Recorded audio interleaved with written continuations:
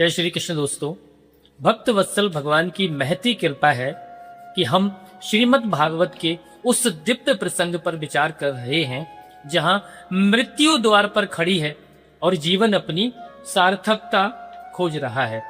यह कथा केवल राजा परीक्षित की नहीं है, यह कथा हर उस जीव की है जिसे एक ना एक दिन इस संसार से विदा होना है। सुखदेव जी महाराज ने जब राजा परीक्षित के मुख से वह प्रश्न सुना कि मरने वाले व्यक्ति का कर्तव्य क्या है, तो वे गदगद हो गए। उन्होंने सबसे पहले परीक्षित की प्रशंसा की। क्योंकि संसार में जब विपत्ति आती है तो बड़े बड़े विद्वानों का धैर्य डगमगा जाता है। परीक्षित जी साधारण विपत्ति में नहीं है, उन पर अकाल मृत्यु का साया है। मात्र 7 दिन।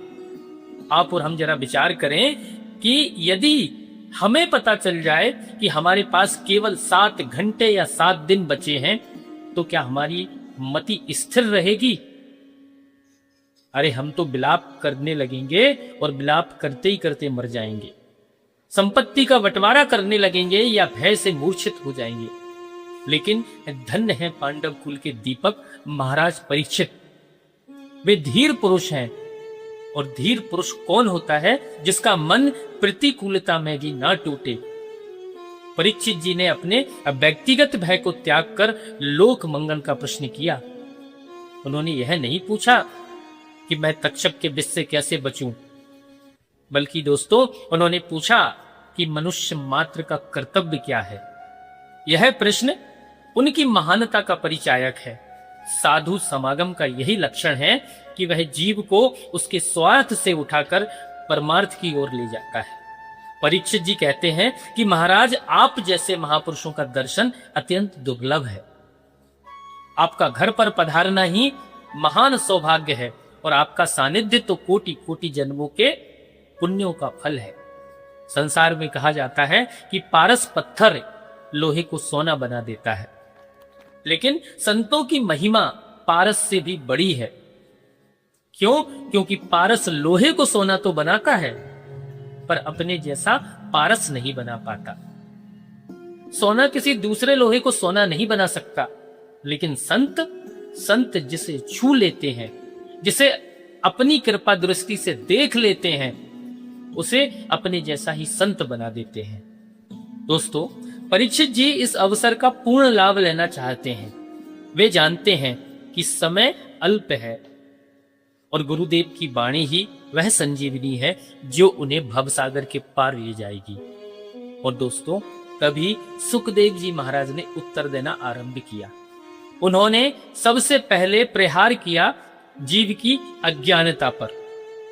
उन्होंने कहा, राजन, इस संसार की सबसे बड़ी विडंबना यह है कि जीव अपने चारों ओर मृत्यु को देखता है। जीव अपने चारों ओर मृत्यु को देखता है, शमशान जाते लोगों को देखता है, फिर भी वह स्वयं को अमर मानकर बैठा है। इसे ही भगवान की माया कहते हैं। हम अपने सगे संबंधियों, धन, वैभव और मोह के ऐसे जालों में बंधे हैं कि सत्य सामने खड़ा होता है फिर भी दिखाई नहीं देता। जब यक्ष ने युधिष्ठिर से पूछा कि संसार का सबसे बड़ा आश्चर्य क्या है, तब युधिष्ठिर बोले कि प्रतिदिन अनगिनत जीव यमलोक जाते हैं, लेकिन जो बचे हैं वे सोचते हैं कि हम सदा यहीं रहेंगे। इससे बड़ा आश्चर्य और क्या होगा? हम संसार से बार बार ठोकरें खाते हैं, कभी व्यापार में धोखा, कभी संबंधों में कड़वाहट, कभी अपनों का बिछोह। हर बार हम निराश होते हैं, रोते हैं, दुखी होते हैं, लेकिन क्या हम संसार की आशा छोड़ते हैं? नहीं, हम फिर उसी संसार के पीछे दौड़ते हैं। यह बिल्कुल वैसा ही है जैसे कोई मरुस्थल में मृगजल को पानी समझकर दौड़ता रहे और अंत में प्यासा ही दम तोड़ दे। और गोस्वामी तुलसीदास जी क्या कहते हैं कि मोह निशा सब सोव निहारा, देखई सपन अनेक प्रकारा। यह जगु जामन जागहि जोगी, परमारथि प्रपंच वियोगी। यह संसार मोह की एक लंबी रात है। हम सब इस रात में सो रहे हैं। और संसार नाम का स्वप्न देख रहे हैं। और इस स्वप्न में हम राजा भी बनते हैं और भिखारी भी बनते हैं, सुखी होते हैं, दुखी होते हैं। लेकिन जैसे ही नींद खुलती है तब पता चलता है कि सब शून्य था। अब प्रश्न ये उठता है कि इस नींद से जगाएगा कौन?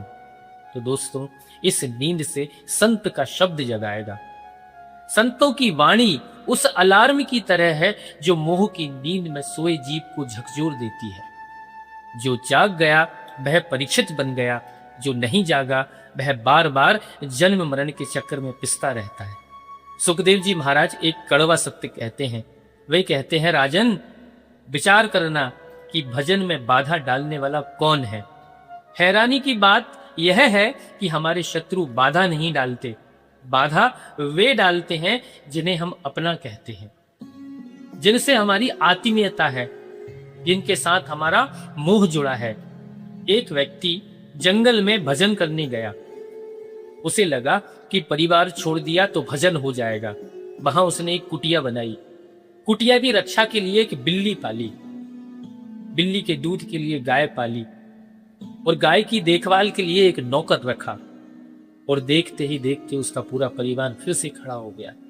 दोस्तों, समस्या बाहर नहीं है, समस्या भीतर के मोह में है। यह मोह का बंधन कि छूटे नहीं छूटता। इसीलिए संतों ने कहा है कि यह कार्य अपनी सामर्थ्य से नहीं हो सकता। कोई सोचे कि मैं अपने बल पर मोह जीत लूं, तो यह संभव नहीं है। यह तो केवल भगवान की कृपा और संतों के मार्गदर्शन से ही संभव है। सुखदेव जी महाराज कहते हैं, तस्मात् भारत, हे भरतवंशी राजन, इसलिए सबसे पहले श्रवण करो। भक्ति मार्ग में 9 अंग हैं, नवधा भक्ति कहते हैं, लेकिन सुखदेव जी ने सबसे पहले श्रवण को रखा। क्यों? क्योंकि संसार के व्यक्ति के पास कथा नहीं है, उसके पास केवल व्यथा है। आप किसी के पास भी जरा थोड़ी देर के लिए बैठ जाओ, थोड़ी देर की औपचारिकता के बाद वह अपना दुखड़ा रोने लगेगा। बेटा कहना नहीं मानता, बहू ऐसी है, व्यापार गिर रहा है, शरीर साथ नहीं दे रहा। हर व्यक्ति के पास अपनी पीड़ा की पोटली है, लेकिन संतों के पास हरि की कथा है। हरि कथा कहई जे सुनहि, ते नर पावहि मोक्ष। दोस्तों, श्रवण का अर्थ केवल कानों से सुनना नहीं है। श्रवण का अर्थ है शब्द को हृदय तक ले जाना।